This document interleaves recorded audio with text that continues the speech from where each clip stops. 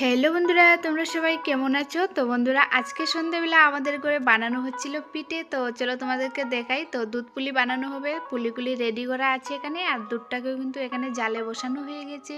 তো দেখো কত সুন্দর দুধ পুলি হয়ে গেল। তো রাত্রেতে হাজব্যান্ড এখন কিন্তু দোকান থেকে চলে আসলো।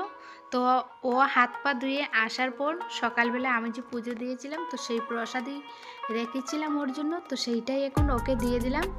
তো ও এখানে বসে প্রসাদ খাচ্ছে, আর ওই ফাঁকে আমি চলে গেলাম রান্নাঘরে ওর জন্য পিঠে আনতে। আর ও তো জানে না যে পিঠে বানিয়েছি আমরা সন্ধেবেলা, তো ওকে দিলে ও অনেকটাই খুশি হবে। তো এই যে এখন ওকে পিঠেটাও দিয়ে দিলাম, ও কিন্তু মানে ভীষণই খুশি।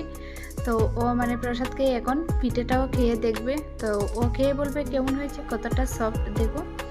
তো ওকে বলুক কেমন হয়েছে, আর ওকে তো মানে ভীষণই তারিফ করলো।